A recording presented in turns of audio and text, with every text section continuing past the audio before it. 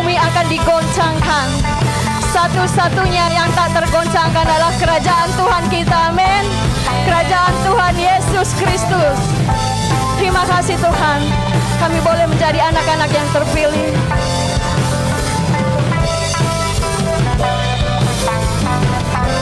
Mari sama-sama serukan namanya.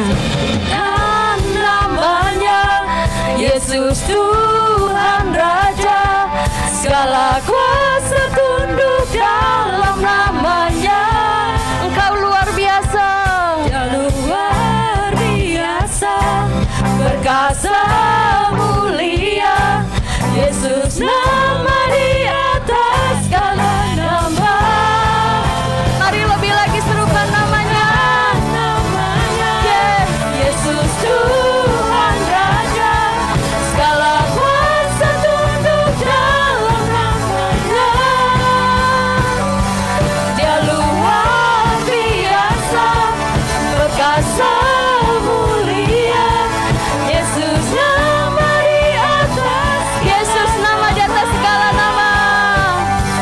Yesus nama di atas segala nama. Yesus, Yesus, Yesus nama di atas segala nama. Haleluya, haleluya. Terima kasih Tuhan.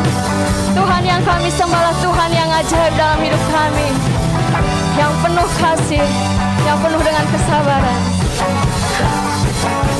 Terima kasih Yesus.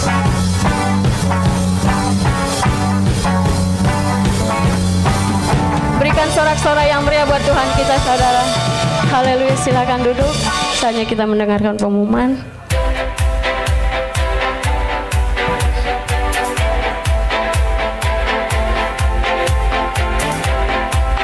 Hi Church, kami dari iCare Hosana akan membawakan Night News hari ini. Dan tema bulan Oktober adalah Simplicity Works. Maksudnya, seringkali kita menginginkan sesuatu yang bukan kebutuhan utama kita. Dan bahkan kita tergoda untuk terus mengejarnya dengan berbagai cara. Betul aja? Betul banget. Padahal kita mau belajar hidup sederhana. Kita mau bisa merasa bersyukur, feeling konten dengan apa yang Tuhan percayakan buat kita.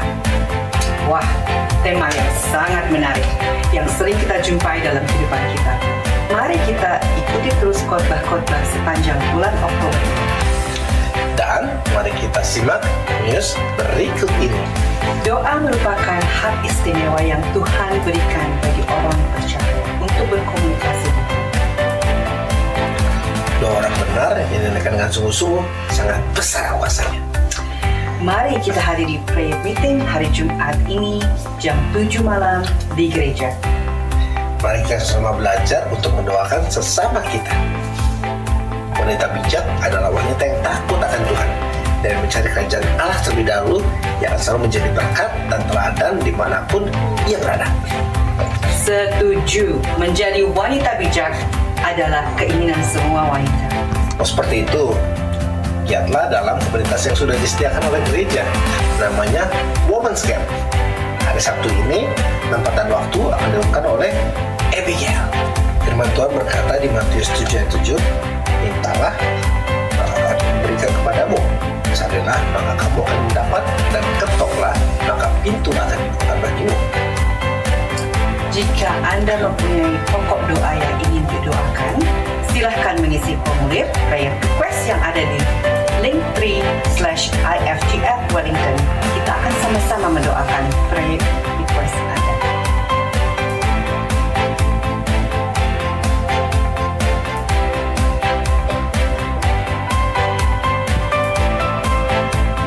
Oke, that's all the news pada hari ini. Happy Sunday!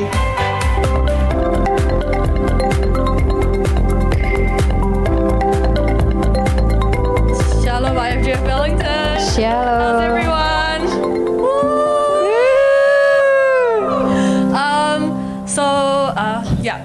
The offering box is to my left, and on the link above, below, not below, sorry, before. But can we all stand up? Gonna pray Bapa Kami together. Bapa Kami.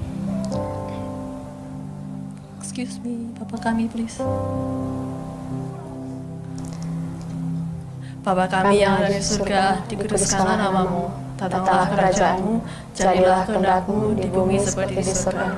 Berikanlah kami pada hari ini makanan kami yang secukupnya, dan ampunilah kami akan kesalahan kami, seperti kami juga mengampuni orang yang bersalah kepada kami. Dan janganlah membawa kami ke dalam cobaan, tetapi lepaskanlah kami daripada yang jahat. Karena Engkaulah yang punya kerajaan, dan kuasa, dan kemuliaan sampai selama-lamanya. Amin. And now I would like to invite the Sunday school kids to come to the front. We're going to pray for the Sunday school kids and the Sunday school teachers.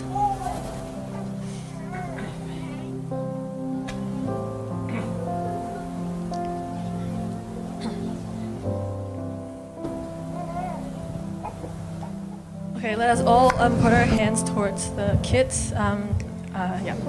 Let us pray. Dear Father, thank you for today. Thank you for these lovely kids that you've given to us. Lord, I pray that you watch over them as they grow, and I pray that you don't ever leave them, Lord, that you will guide them in every step, in every season of their lives, so that they can become good children of the Lord and will never stray. And if they do stray, Lord, I pray that you are still with them, that they'll know that you're always with them, Lord, and that they'll come back to the right path. And Lord, I pray that I also want to pray for the Sunday school teachers so that they can teach the right things, only teach the truth, Lord, your truth, not anyone else's truth. So that they can plant good seeds in this kids, and so that they can all become godly people. In Jesus' name we pray, amen.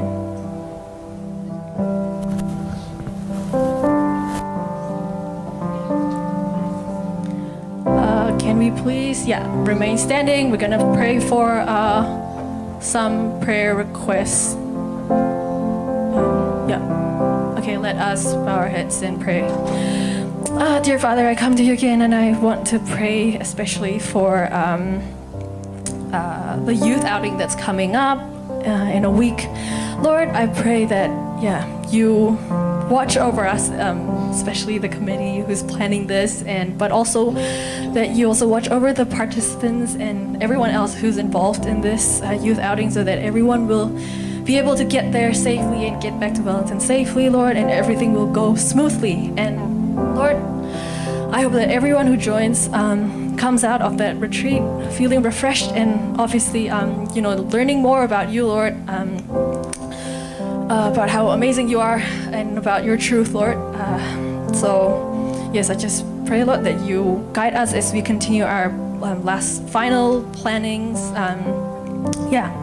And Lord, I also want to pray for Israel, your chosen nation, Lord, and what's happening between Israel and the Palestinians, Lord. It's cruel out there, Lord. But we don't know your plans. Only you know your plans, and we are sure that your plans are the best. And even though it may not seem like it now, Lord, I pray that you just give strength and give courage to those people who are undergoing these really, really hard times, Lord, so that they don't abandon you, they don't leave you, they don't depart from you, but rather their faith in you is strengthened, Lord. And I pray that you just keep the fire in their hearts burning, Lord, for you and for everyone else around the world who isn't directly involved. I hope that you give them all wisdom and show them the truth. Lastly, I would like to pray for our friend Andy, who's going to go home to Indonesia on Friday. Lord, I pray for a smooth and safe trip for him, Lord, so that he can get back to Indonesia and reunite with his family and his friends, and also so that his work in preaching about the good news, the gospel, will also be fruitful, Lord. And I pray for his safe return to Wellington. In Jesus' name we pray, amen. Haleluya. Mari kita masuk dalam penyembahan Tuhan saat ini. Mari kita siapkan hati yang terbaik, pikiran yang terbaik di hadapan Raja di atas segala raja. Mari bawa sembahmu.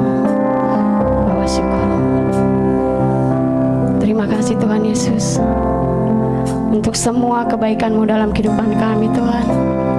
Kami boleh melihat, kami boleh merasakan, kami boleh mengalami kebaikan demi kebaikan yang boleh kami terima setiap harinya. Bahkan nafas yang kami hembuskan, yang kami tarik setiap detiknya itu adalah mujizat yang terbaik dalam kehidupan kami Tuhan. Terima kasih Yesus. Kami mau bawa sembah kami Tuhan. Kami mau bawa nyanyian kami Tuhan. Kami mau menyanyikan kebaikan-Mu dalam hidup kami. Kebaikan-Mu tidak akan pernah gagal di dalam hidup kami. Sekalipun kami jauh dari Engkau Tuhan, kebaikan itu ada, tersedia buat kami ketika kami datang lagi untuk Engkau Bapa. Terima kasih Yesus, terima kasih. Just wanna say thank you. Thank you, we love you Lord. We love you. Haleluya. Mari jemaat Tuhan, kita bawa sembah, kita bawa nyanyian kita di hadapannya saat ini.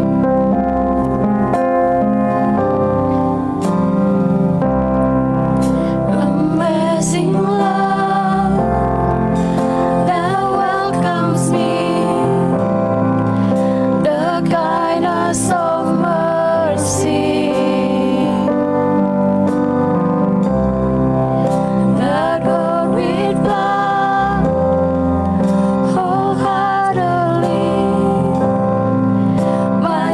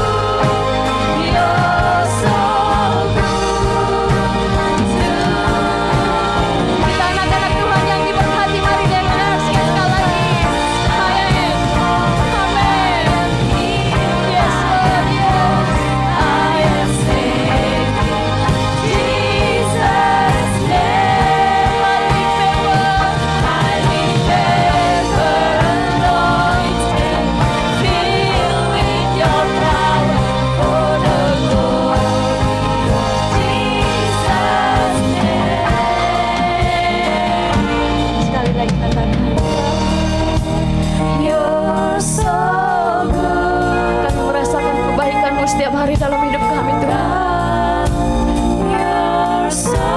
Terima kasih Tuhan, terima kasih. God, you're so good, you're so good to me. God, you're so good.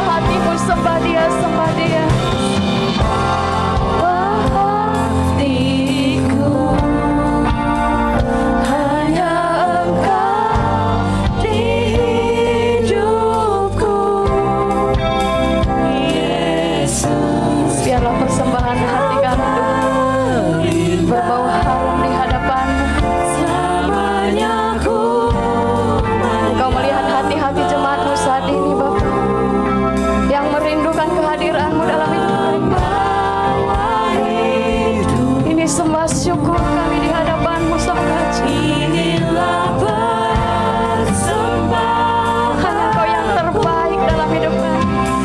Hanya Engkau yang terindah Yesus. Hanya Engkau yang terindah.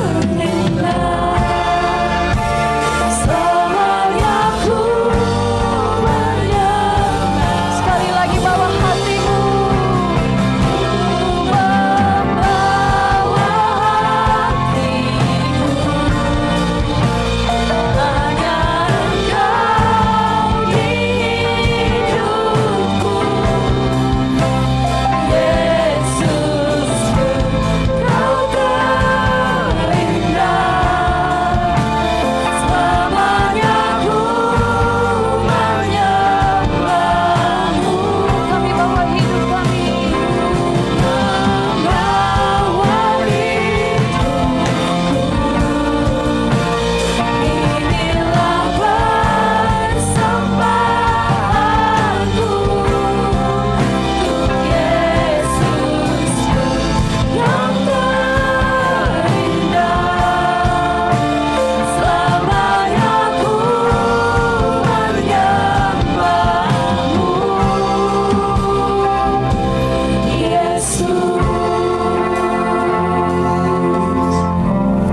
Inilah persembahan kami ya Tuhan. Persembahan kami ya Tuhan berupa puji-pujian ya Tuhan. Kami mau ya Tuhan sekarang datang ke dalam hadirat-Mu ya Tuhan. Ya Bapa, sebenarnya kami masih dalam firman-Mu ya Tuhan. Persiapkanlah hati kami ya Tuhan. Biarlah kami bisa mendengar firman yang disampaikan pada hari ini ya Tuhan. Biarlah firman ini bagaikan pedang yang bermata dua yang menusuk setiap hati kami ya Tuhan. Sehingga kami pulang dari tempat ini ya Tuhan tidak sama lagi ya Tuhan. Kami mau ya Tuhan ada perubahan dalam kehidupan kami ya Tuhan. Kami berdoa ya Tuhan, biarlah Engkau yang tutup bungkus ya Tuhan tempat ini ya Tuhan. Biarlah hati kami bisa terus menuju kepadamu ya Tuhan. Terima kasih Bapak, kami ucap syukur untuk hari ini ya Tuhan. Kami mau serahkan semuanya ke dalam tangan-Mu. Di dalam Yesus kami berdoa. Amin. Shalom teman-teman, silakan duduk. High five dulu dong kanan kiri. Katakan apa ya? Happy Sunday dulu ya, Happy Sunday. Oke. Hari ini kita masih masuk ke dalam tema yang sama yaitu Simplicity Works ya. Katakan ke kanan kiri, Simplicity Works. Kalau dalam beberapa minggu kita belajar mengenai bagaimana kita mengucap syukur, diajarkan untuk mengucap syukur, diajarkan juga untuk be content, yaitu untuk bisa hidup berkecukupan. Hari ini saya akan membawa sesuatu yang different, yaitu simplicity works, yaitu bagaimana kita bisa belajar untuk melakukan segala sesuatu dengan simple, sehingga apapun yang kelihatan kompleks di dalam kehidupan kita, bagaimana kita bisa breakdown into a simple things sehingga semuanya bisa berjalan dengan baik. Bacaan pada hari ini akan kita baca dari kitab Exodus. Karena banyak saya minta kita membaca mungkin saya membaca ayat ke-13 dan Anda bisa membaca ayat yang berikutnya. 1, 2, dan 3. Keesokan harinya duduklah Musa mengadili di antara bangsa itu. Dan bangsa itu berdiri di depan Musa dari pagi sampai petang.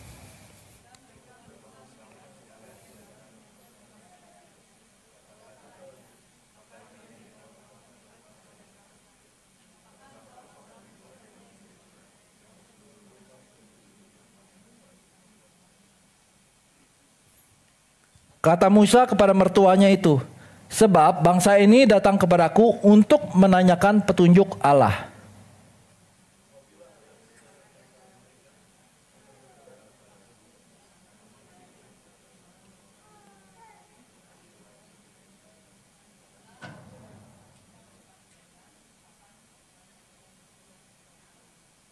Tetapi mertua Musa menjawabnya, tidak baik seperti yang kau lakukan itu.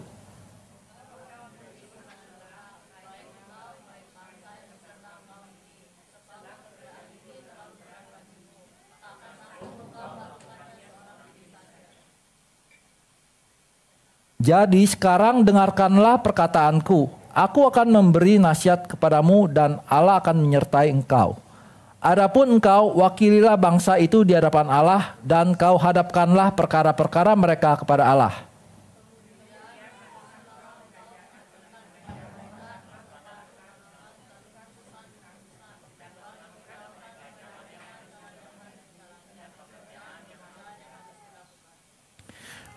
Di samping itu kau carilah dari seluruh bangsa itu orang-orang yang cakap dan takut akan Allah. Orang-orang yang dapat dipercaya dan yang benci kepada pengejaran suap.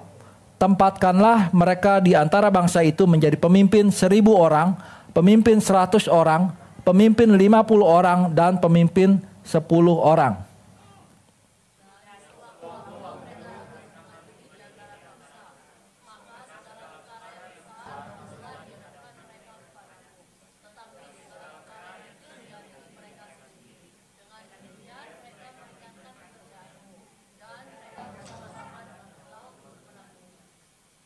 Jika engkau berbuat demikian dan Allah memerintahkan hal itu kepadamu, maka engkau akan sanggup menahannya dan seluruh bangsa ini akan pulang dengan puas senang ke tempatnya.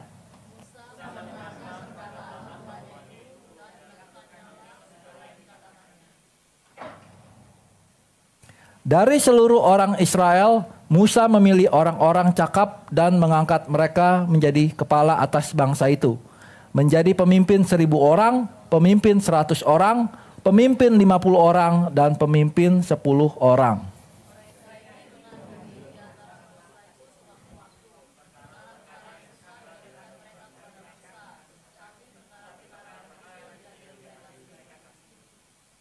Oke, hari ini judul tema saya adalah step by step. Katakan kanan kiri, step by step ya. Step by step. Dimana kita belajar dari kisah Musa ya. Waktu saya pulang ke Indonesia kemarin itu, saya lagi pergi makan di suatu restoran di daerah Pik ya. Kemudian di sebelah sekitar 2 dari restoran itu ada bank DKI. Jadi pas saya datang mau masuk ke dalam restoran itu, saya sudah melihat mulai ada keramaian, yaitu orang-orang ibu-ibu sudah mulai ramai di depan bank itu.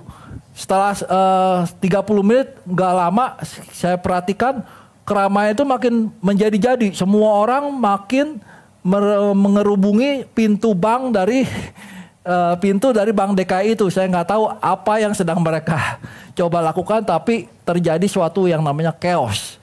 Di mana mereka kemudian saling berdesak-desakan untuk masuk, istilahnya mungkin ada pembagian mungkin kupon makan atau apa, saya nggak tahu. Pokoknya itu suasana di sana seperti suasana kerusuhan. Tetapi yang berdiri di sana kebanyakan ibu-ibu gendong anak istilahnya. Bahkan kita melihat banyak polisi sudah mulai datang. Mereka tuh udah kewalahan istilahnya. Nah, sempat polisi saya dengar ini nggak diteratur sih, nggak dijaga dengan benar, nggak dibikin biasanya keteraturan ya istilahnya. Sehingga apa yang terjadi yang namanya complexity.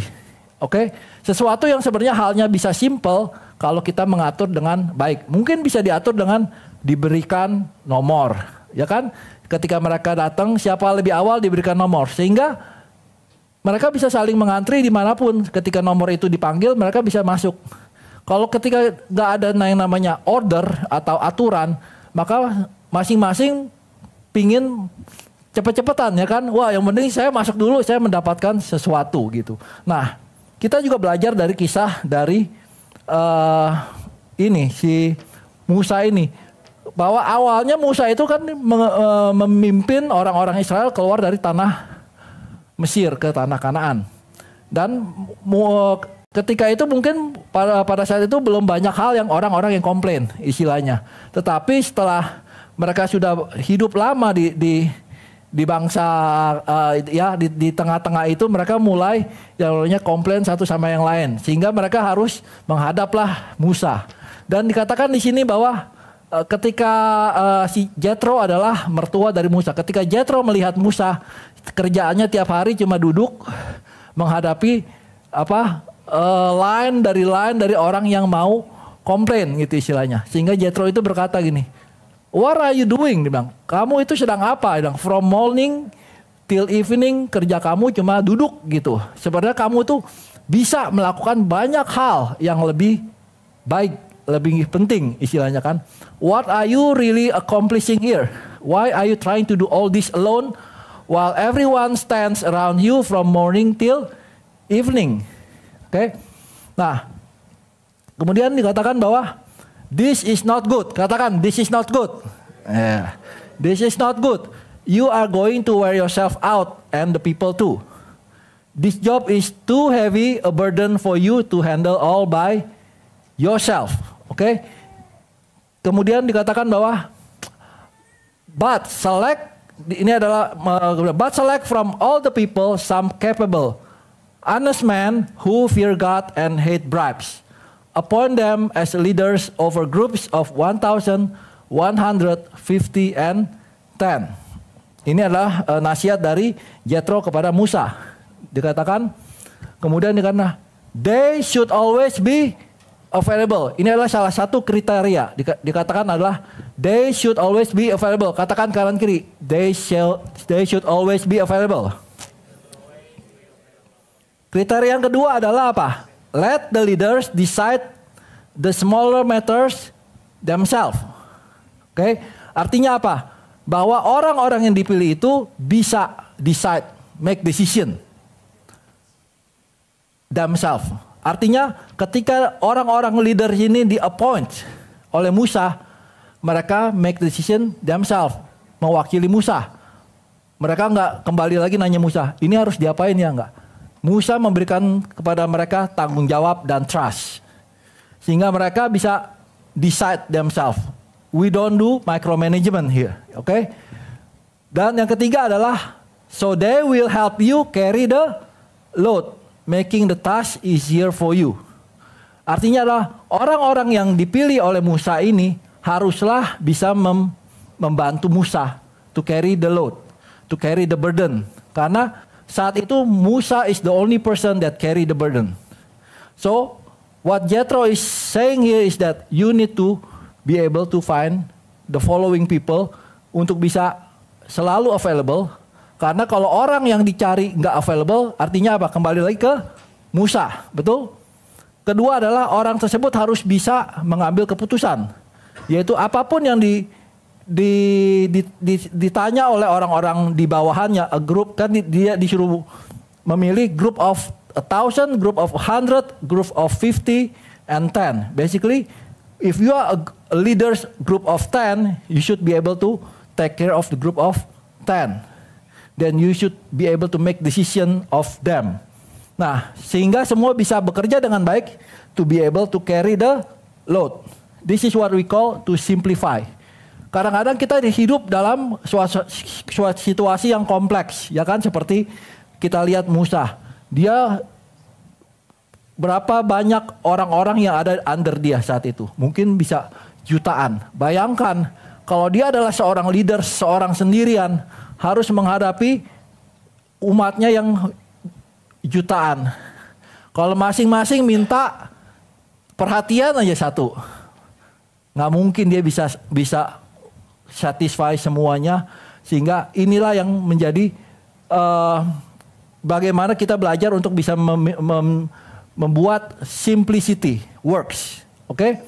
Nah, dikatakan di sini, if you follow this advice and if God commands you to do so, then you will be able to endure the pressures and all these people will go home in peace. They will go home in peace karena apapun yang mereka datang ketika mereka mengutarakan komplainnya selalu disatisfied oleh sub leaders ini. Nah, dan kita lihat dari kisah ini, kita juga belajar dari kisah para rasul, di mana pada waktu itu kita belajar di kisah para rasul ketika Yesus naik ke surga, kemudian Roh Kudus dicurahkan kepada para murid, sehingga ketika para murid berbicara banyak sekali orang diselamatkan. Masih ingat itu? Dan ketika mereka diselamatkan, mereka kemudian bertambah banyak. Murid menyelamatkan banyak orang sehingga banyak disciples yang kemudian berkumpul bersama-sama. Dan akibatnya adalah pada masa itu ketika jumlah murid makin bertambah, timbullah sungut-sungut, ya kan? Di antara orang-orang Yahudi yang berbahasa Yunani terhadap orang Ibrani, karena pembagian kepada janda-janda mereka diabaikan dalam pelayanan sehari-hari.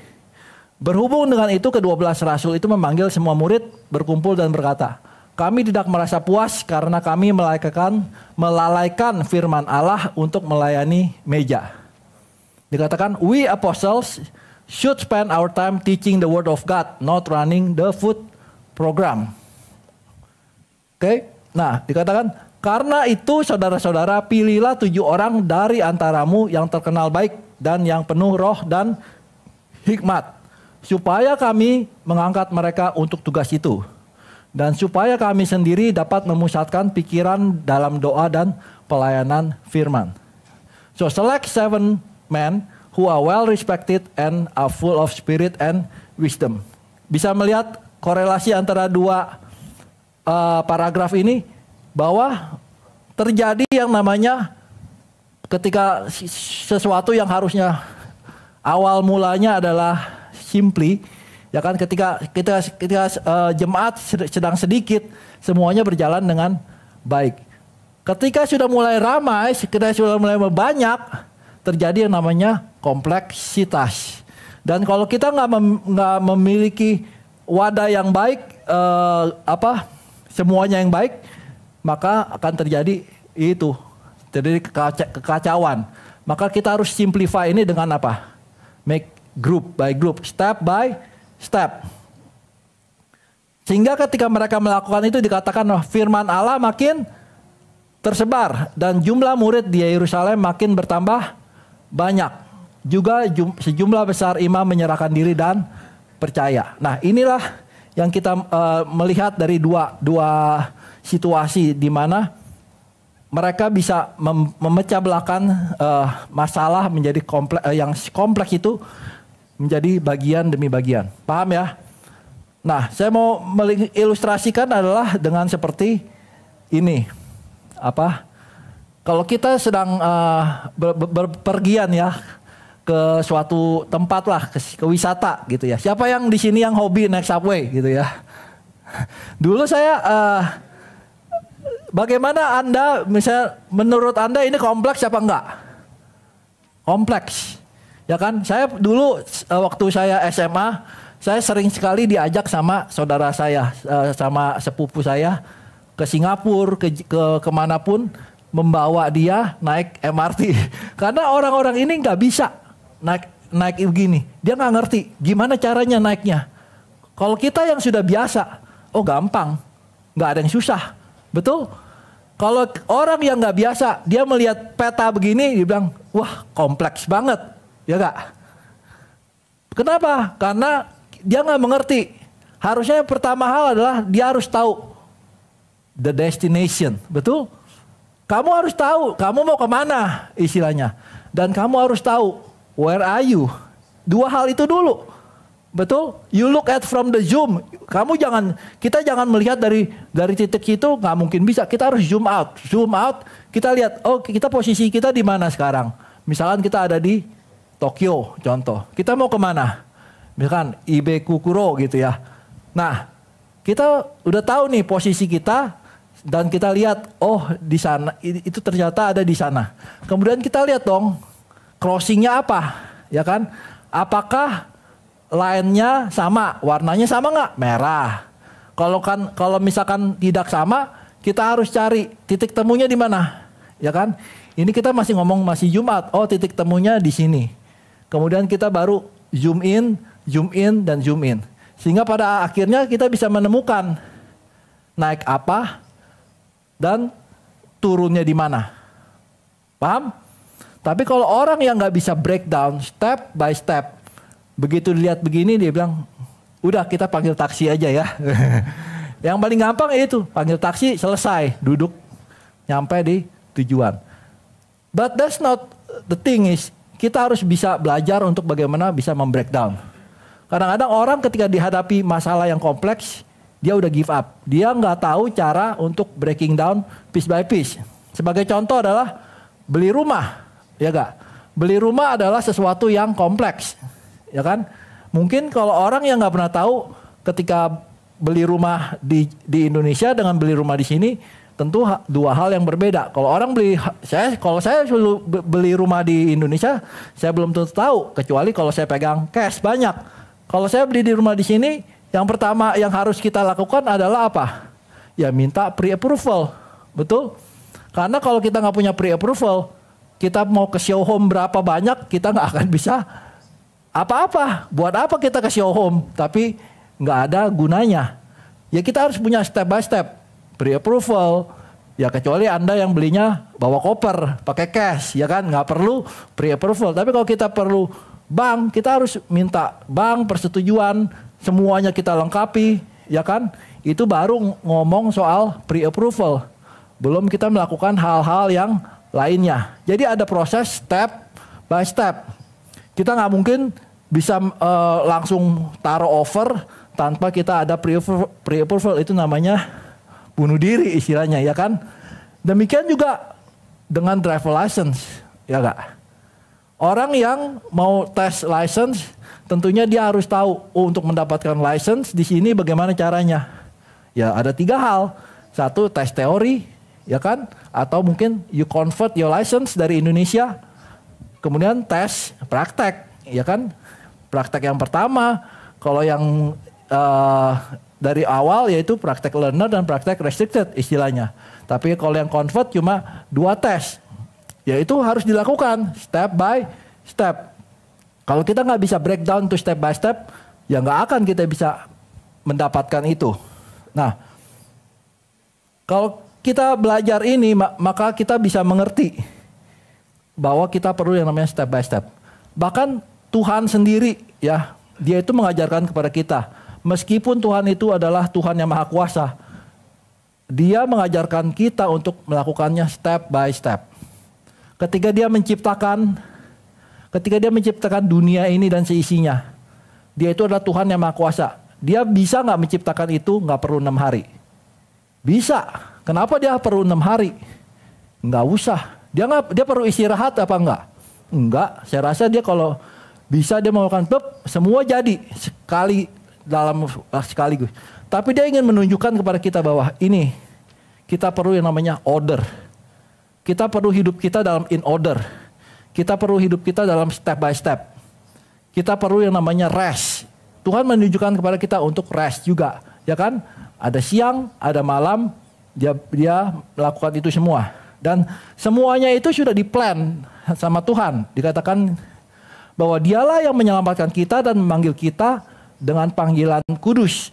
Bukan berdasarkan perbuatan kita, melainkan berdasarkan maksud dan kasih karunia-Nya sendiri yang telah dikaruniakan kepada kita dalam Kristus Yesus sebelum permulaan zaman. That was His plan from before the beginning of time. Basically Dia sudah planning itu semuanya itu, step by step.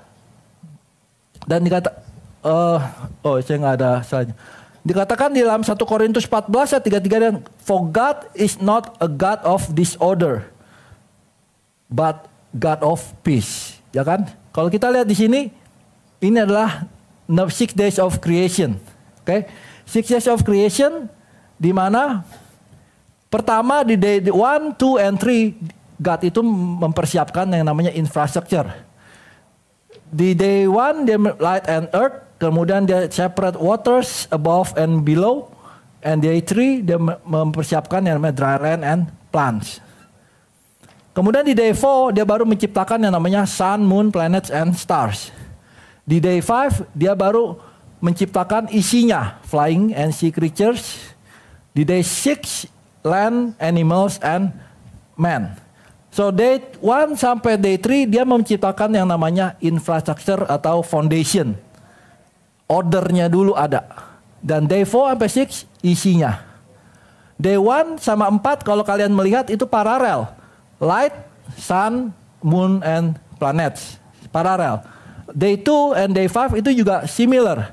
Dia separate waters above and below. isinya adalah flying and sea creatures. Day 3 dia menciptakan dry land and plants. Dia menciptakan di day 6 adalah land, animals, and man untuk mengisi the dry land. So kalau kita bisa melihat correlation in order dari Tuhan itu sendiri. Nah kalau kita ke Israel, kalau kalian ke Israel, saya sih belum pernah. Tapi kalau kalian tahu nggak kata how are you, ketika kita ditanya how are you, apa kabar, kita menjawab baik, ya kan?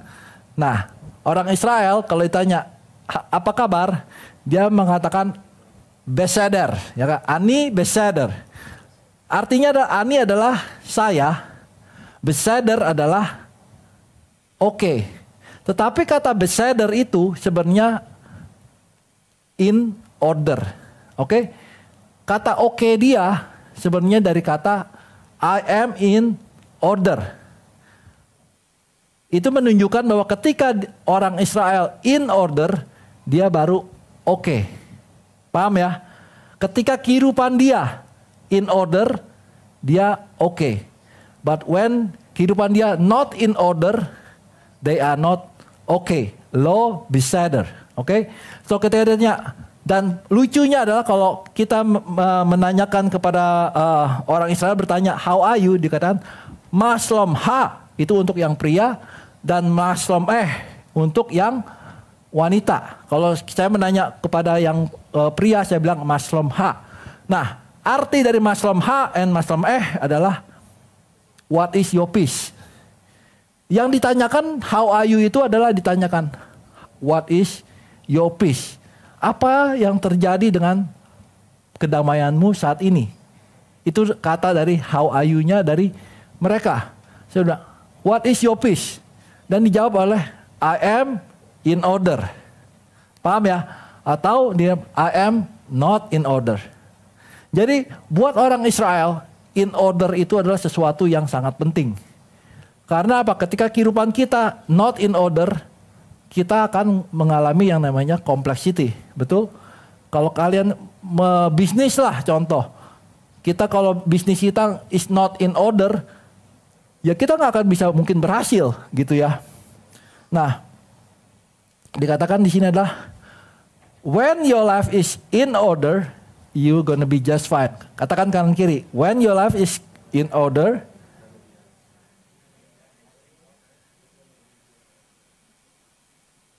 we need to be able to break down everything supaya semuanya in order. Betul? Kalau dalam apapun yang Anda mau cita-citakan, baik dalam sekolah, apapun dalam pekerjaan, bisnis, you need to be able to break it down on how to achieve that.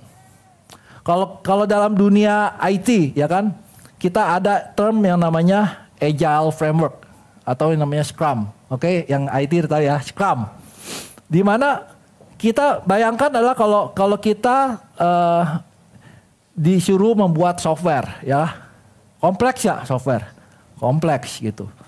Tapi yang mengerjakan software itu dari orang-orang dari seluruh dunia. Jangankan cuma di sini, orang-orang dari seluruh dunia itu mengerjakan bersama-sama. Bagaimana caranya kalau mereka bisa mengerjakan bersama-sama untuk menghasilkan satu proyek ya? Bukan, tapi dikerjain bersama-sama. Bukannya cuma sendiri doang. Kamu yang kerjain sendiri tentu gampang. Saya kerjain sendiri, ya udah saya kerjain sendiri. Besok saya tidur, besok saya kerjain lagi. Tapi kalau yang kerjain orang-orang di seluruh dunia, saya bekerja remote istilahnya, ya kan? Dan dibutuhkan 24/7. Maksudnya ada tim A di Oceania, tim B di Amerika, tim C di Eropa gitu. Dan they work continuously. Caranya adalah di break it down, yang namanya yaitu dengan sprint. Di sprint, semua hal-hal yang harus dilakukan itu di break it down. Sprint A, sprint B, dan every person in charge of its sprint gitu. Ini tugas kamu, ini tugas kamu, tugas kamu, tugas kamu itu. Jadi bisa nggak dikerjakan rame-rame? Bisa, karena di break it down. Saya kerjakan bagian saya, Aldo kerjakan bagian dia. Ya kan, Ryan kerjakan bagian dia. Ketika setelah 2 minggu kita berkumpul bersama. Bahkan setiap hari kita kumpul. Apa yang sudah kamu kerjakan gitu kan? Ditanya. Oh, ketika kita 2 minggu kita kumpul, dia bilang, sudah selesai belum? Yang sudah selesai dikumpulkan. Yang belum selesai dibagi lagi. Di break it down lagi. Nah, itu adalah caranya kita menghasilkan sesuatu yang masif. Yang besar.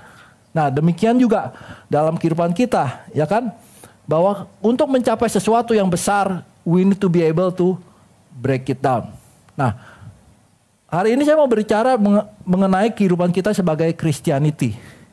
Kadang-kadang kita nggak pernah memikirkan sebenarnya kehidupan Christianity itu kompleks apa enggak sih gitu ya. Mungkin bagi sebagian orang kehidupan sebagai orang Kristen itu simple. Mungkin juga bagi sebagian orang is kompleks gitu ya. Hari ini saya mau break it down into 3 different things. Yang pertama adalah kita berbicara mengenai keselamatan dulu. Dikatakan the first step. We are saved simply by grace through our faith. Katakan yuk 1, 2, dan 3. This is the first step. Betul? Kalau kita nggak save, kita nggak believe in God through our faith, maka kita bukanlah orang Kristen, bukan orang percaya.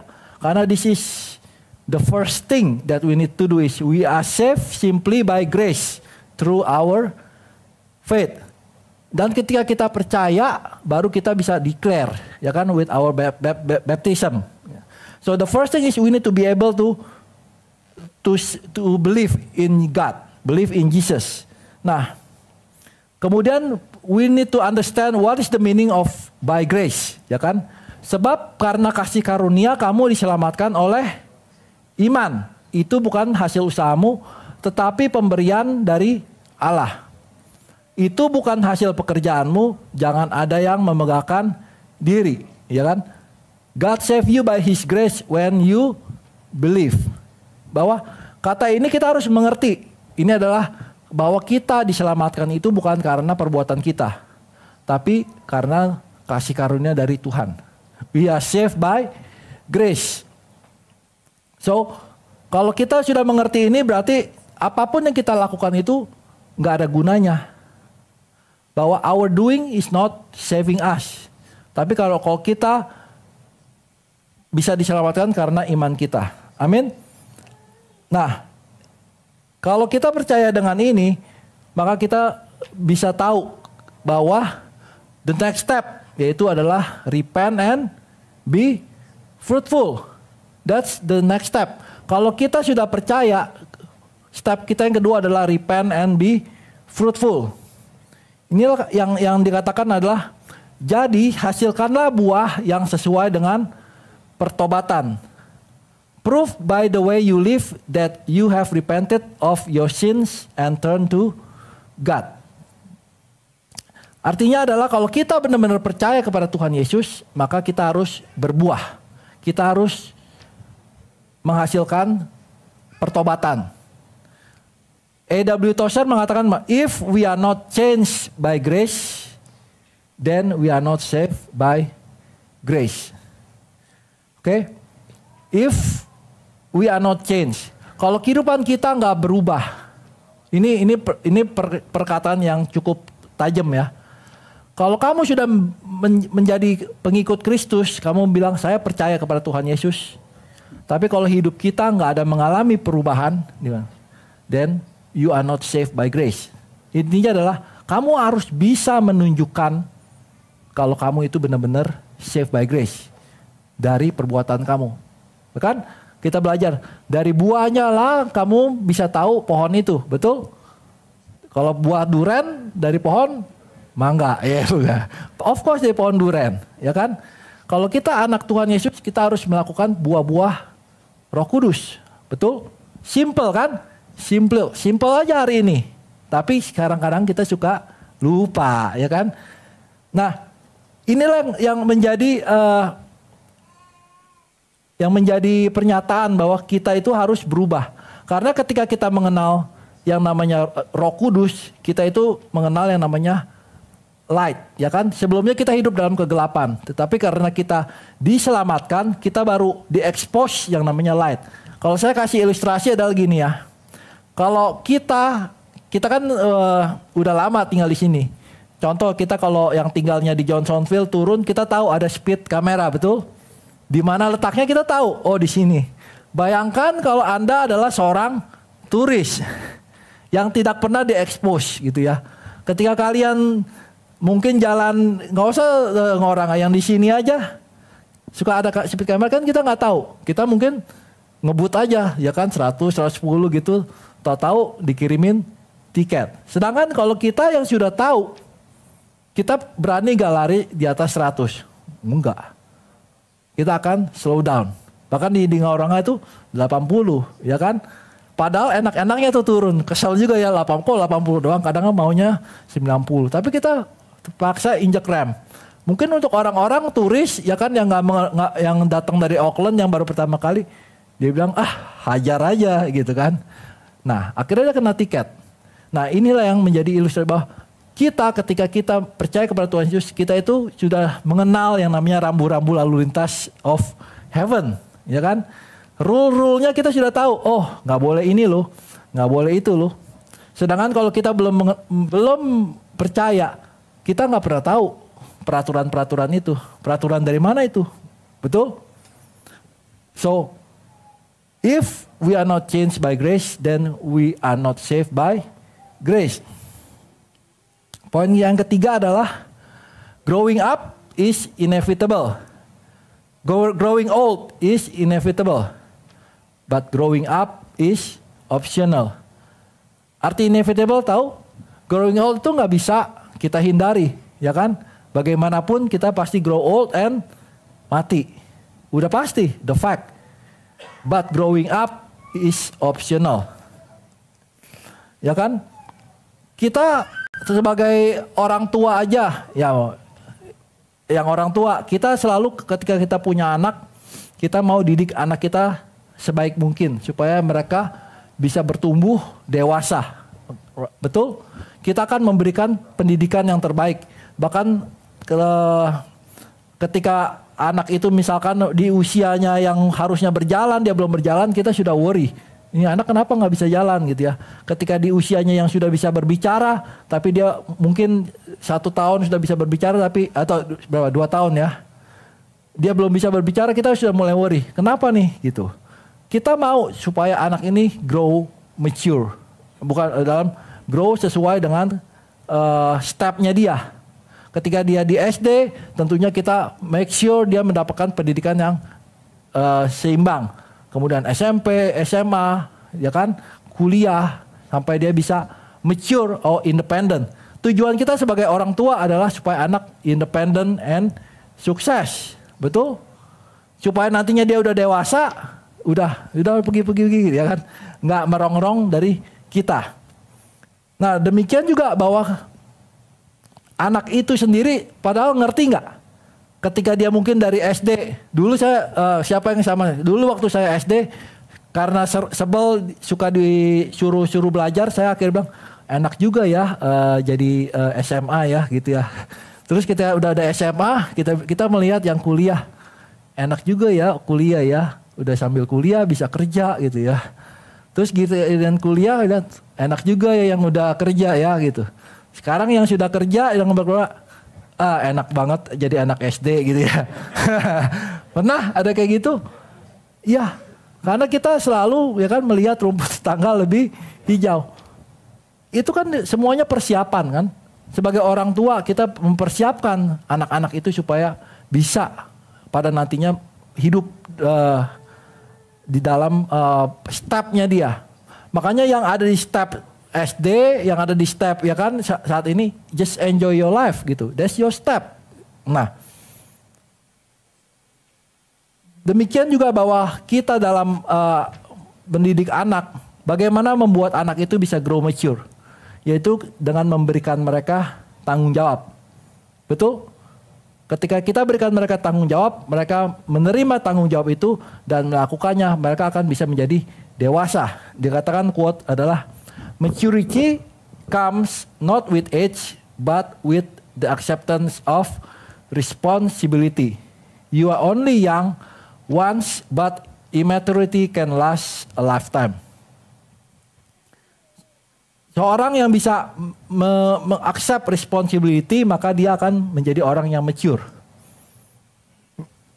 Nah, misalkan kita berbicara mengenai pekerjaan aja. Di dalam pekerjaan itu responsibility itu equal sebagai job description, betul? Ketika kita adalah seorang chef, job description Anda apa? Ya tentu masak dan sebagainya. Ketika kita kerja sebagai admin, kan ada setiap pekerjaan selalu come with job desk, betul? Dan setiap job desk equal your paycheck, bener gak? Dan ketika kita job desk kita adalah mengerjakan we are leader, ketika kita menjadi seorang manager tentu job description-nya berbeda dengan orang yang hanya biasa. Dan ketika demikian ya ketika kamu adalah sebagai regional manager, country manager ataupun CEO, tentu job desk-nya berbeda dan tentu bayarannya juga berbeda. Nah, akan tetapi kadang-kadang ada orang yang bisa mengerjakan above their job desk, betul? Ada orang yang mungkin harusnya cuma kerjanya biasa, tapi dia melihat ada kerjaan yang belum selesai, mungkin dia go and beyond melakukan pekerjaan itu. Itu menunjukkan apa? Orang itu ada more mature, betul?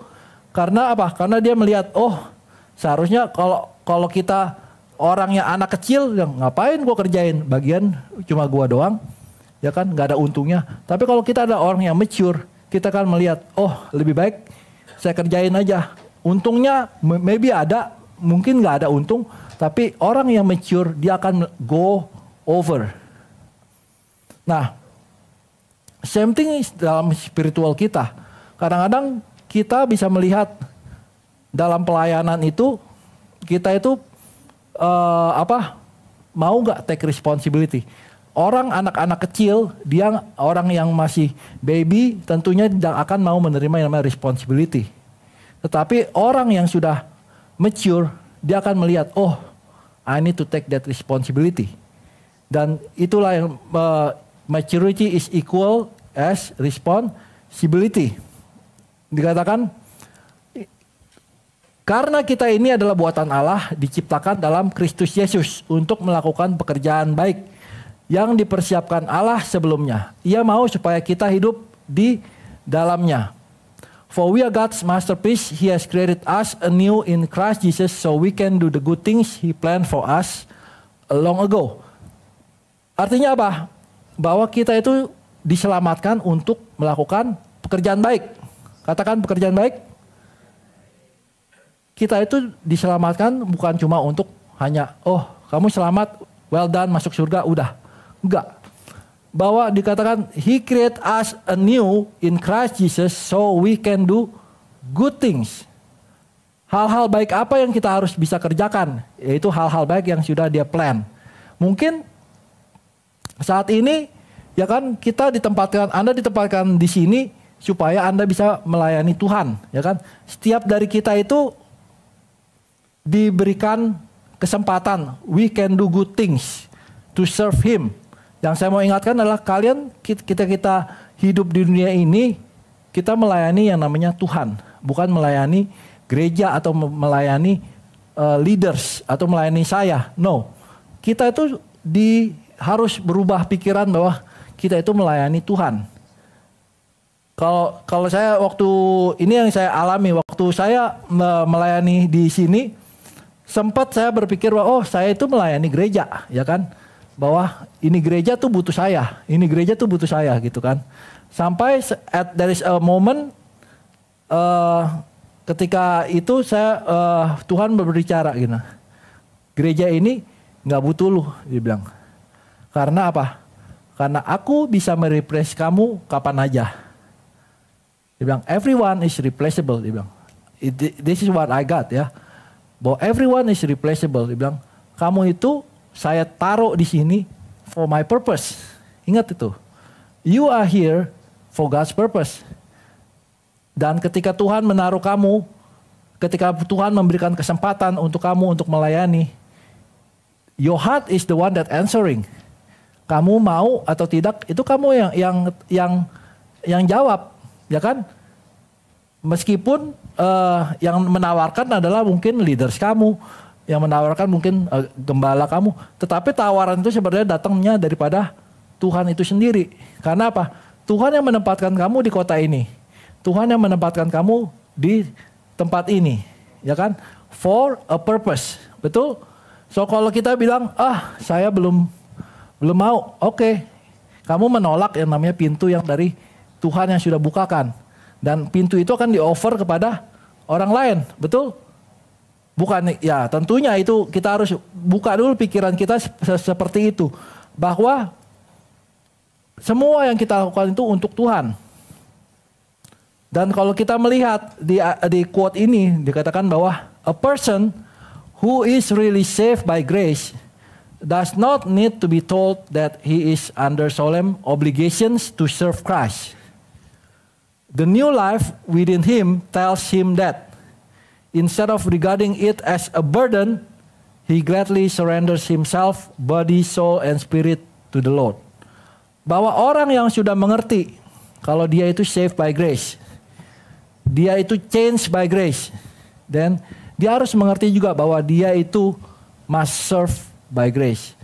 Bahwa apapun yang dia lakukan untuk melayani Tuhan itu sebenarnya Tuhan yang menempatkan dan Tuhan yang menaruh.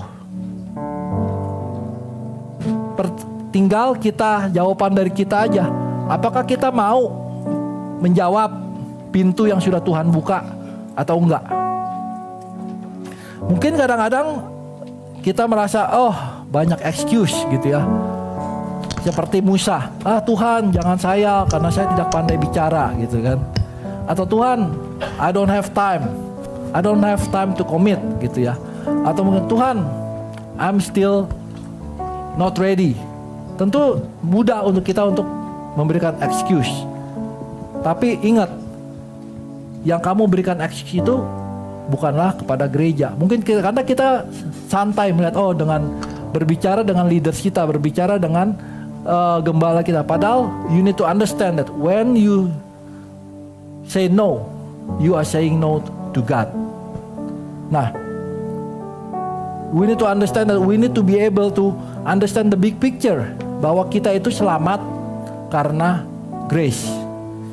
Kita itu diubahkan karena grace.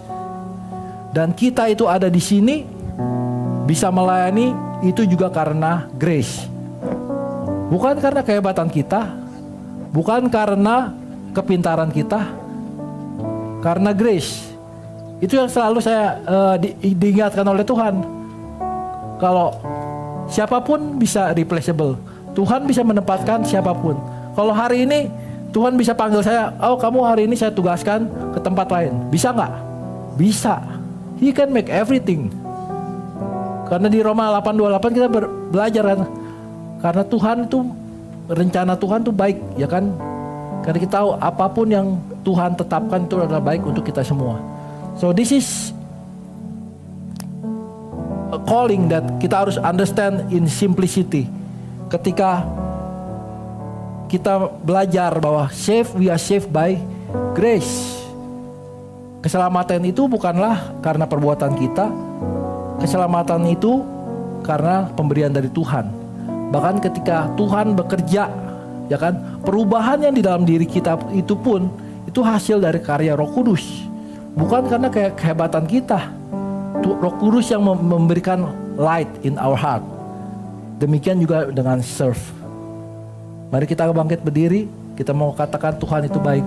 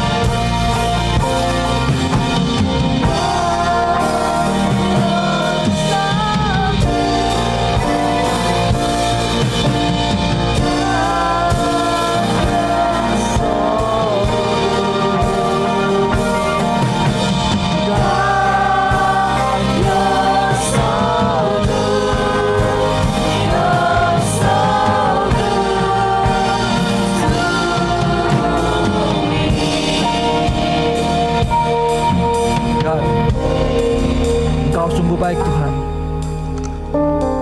Ajar kepada kami ya Tuhan pada hari ini Tuhan.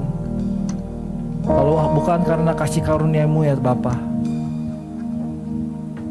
kami tentunya tidak bisa menerima keselamatan ini Tuhan.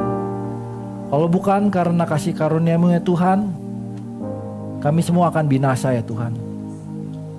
Ingatkanlah kami kepada hari ini ya Tuhan. Kalau kami bisa ada di tempat ini karena kebaikan Engkau. Kalau kami pada hari ini bisa melayani Engkau karena kebaikan Engkau.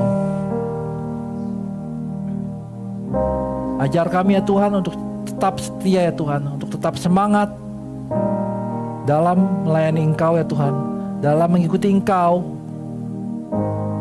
dari sekarang dan sampai selama-lamanya. Bapak, kami ucap syukur pada hari ini. Mari kita terima berkat ya Tuhan. Jika Engkau pada hari ini dengan setia dan melakukan segala perintah yang disampaikan, maka Tuhan akan mengangkat Engkau mengatasi segala bangsa di bumi. Diberkatilah Engkau pada waktu masuk dan diberkatilah Engkau pada waktu keluar. Tuhan akan memberikan berkat di atasmu, yang di atas lumbungmu, dalam segala usahamu, segala pekerjaanmu, dan segala studimu. Kau akan selalu naik dan bukan turun. Kau akan selalu menjadi kepala dan bukan ekor. Apapun yang kau kerjakan selalu berhasil. Diberkatilah keluargamu serta hubunganmu dengan mereka. Rumahmu selalu dipenuhi dengan sukacita, kekudusan, iman, pengharapan, dan kasih. Kuasa Roh Kudus akan menyertai engkau sekarang dan sampai selama-lamanya. Terima kasih Bapak, kami ucap syukur untuk hari ini. Kami mau serahkan ya Tuhan fellowship kami ke dalam tangan-Mu. Biar Engkau yang berkati makan ini supaya menjadi kesehatan bagi tubuh jasmani kami ya Tuhan. Biar kami bisa terus mendapatkan fruitful ya Tuhan dalam fellowship ini ya Tuhan. In Jesus name I pray. Amin. Happy Sunday.